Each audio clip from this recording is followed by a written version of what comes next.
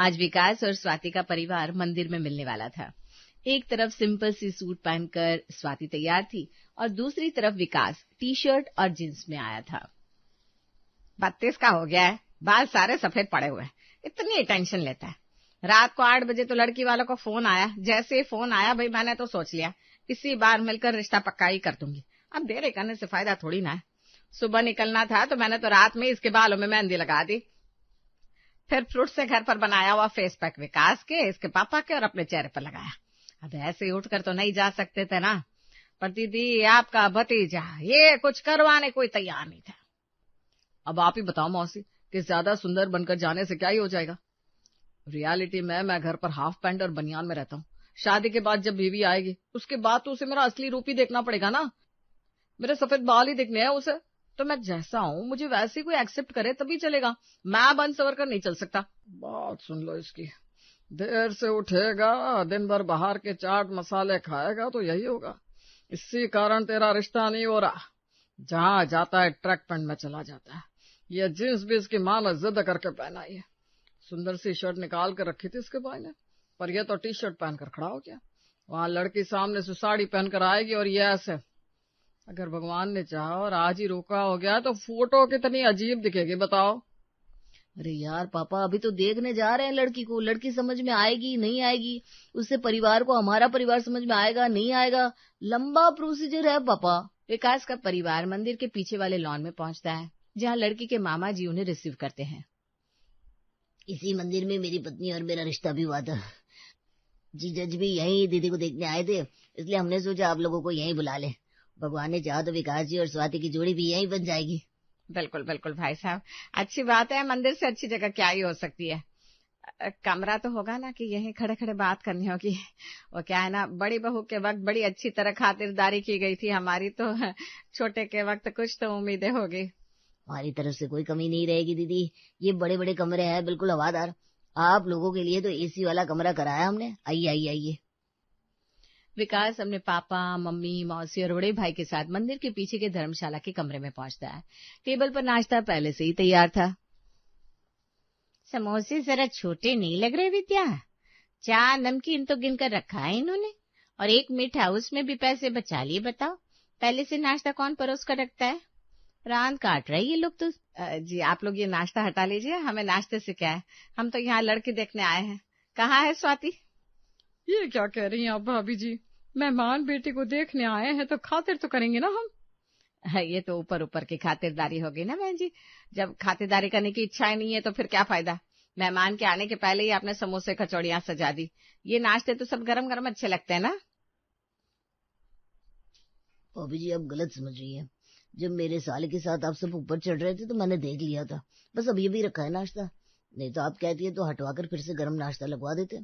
साले साहब सब हटाइए यहाँ से। हाँ जी, आप लोग तब तक शरबत लीजिए, जरा एसी में ठंडी हो जाइए। दोनों परिवारों में बातें हो रही थी। परिवार की बातें, लड़की की पढ़ाई, लड़के का रहन सहन, सब कुछ। इतना सीधा तो संसार में कोई है नहीं। घर में तो आए थे आप लोग, घर हमारा देख ही चुके हैं, और विकास के बारे में भी आपने इसके दफ्तर से पता कर ही लिया होगा। सरकारी ऑफिसर है हमारा बेटा, पैसे की कोई कमी नहीं है। मेरे पिताजी भी सरकारी अफसर थे।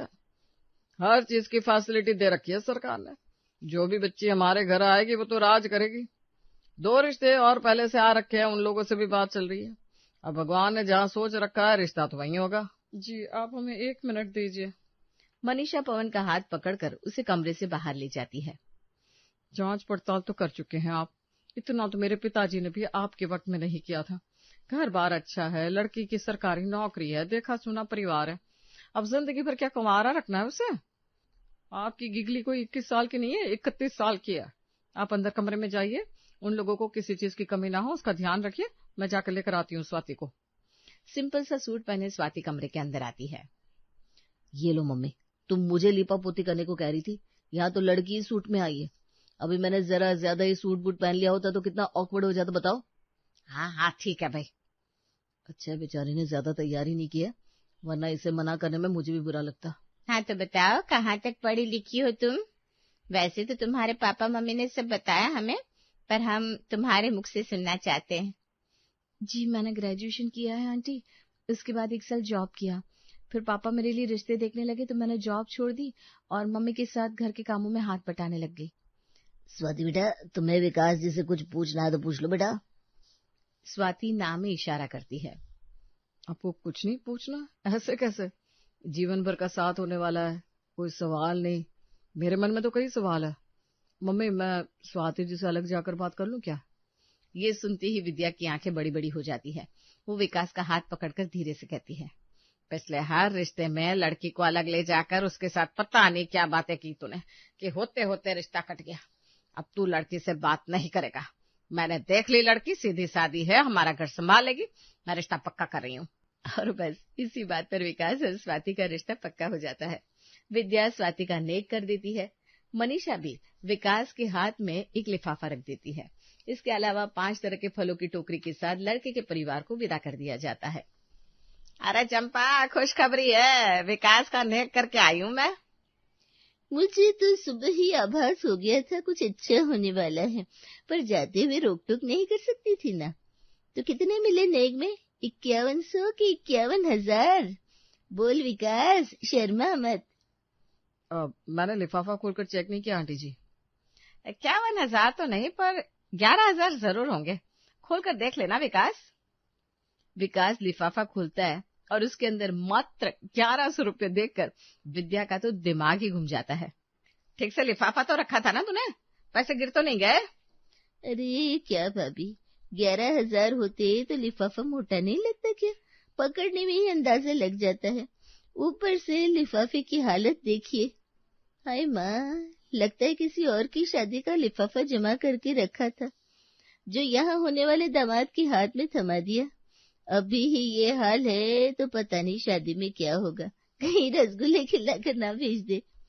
विद्या दरवाजे पर लगा ताला खोलती है, अपनी चप्पल उतारती है और सोफे पर बैठकर अपनी नई नई बनी समधन को फोन मिला देती है। बोलना तो नहीं चाहिए बहन जी, पर आपको खुद की बुद्धि तो होनी चाहिए।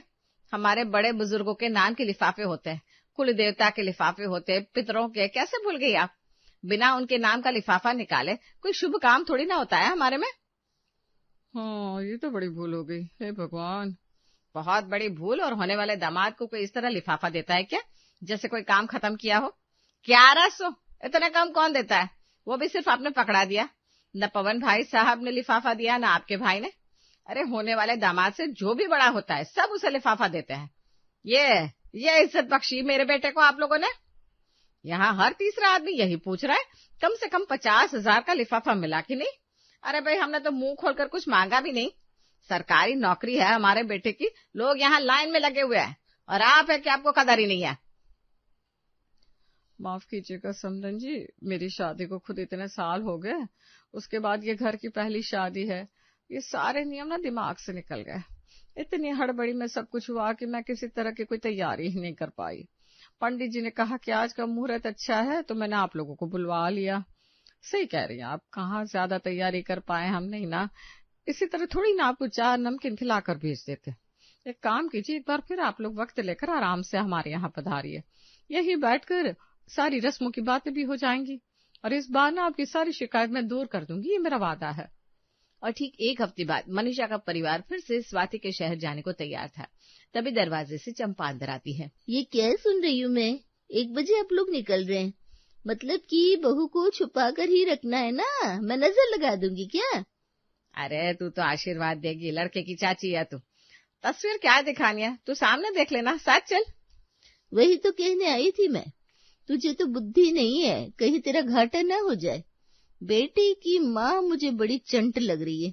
एक एक करके सभी के लिफाफे बता देना। अब जेठ को कम से कम 8-10 शर्ट पैंट के कपड़े, 2 सूट, 4-5 जूते, 1 घड़ी, 1 सोने की चेन, 2 अंगूठी, इतना तो देंगे वो लोग। अब जेठ को इतना कुछ जा रहा है तो क्या जेठानी को नहीं मिलेगा? जेठानी को भी लहंगा पड़ना चाहिए, फिर साथ में कान के सोने के झुमके तो जाने ही चाहिए। मैं सोने के झुमके नहीं लूंगी, मुझे डायमंड चाहिए। अरे तुम्हें डायमंड नहीं मिलेगा, तुम चिंता मत करो, मैं बात कर लूंगा। ये सही है, अगर सभी कुछ न कुछ मांग रहे तो मैं भी कुछ बड़ा मांग लेता हूँ। लड़की पर जितना ज्यादा प्रेशर होगा, शादी टूटने के चांसेस उतने ज्यादा बढ़ जाएंगे। अगर शादी में सभी को गिफ्ट मिल रहा है तो मुझे कार चाहिए मम्मी, और अपने कमरे में कुछ चीजें मैं लिस्ट बनाकर दे देता हूँ।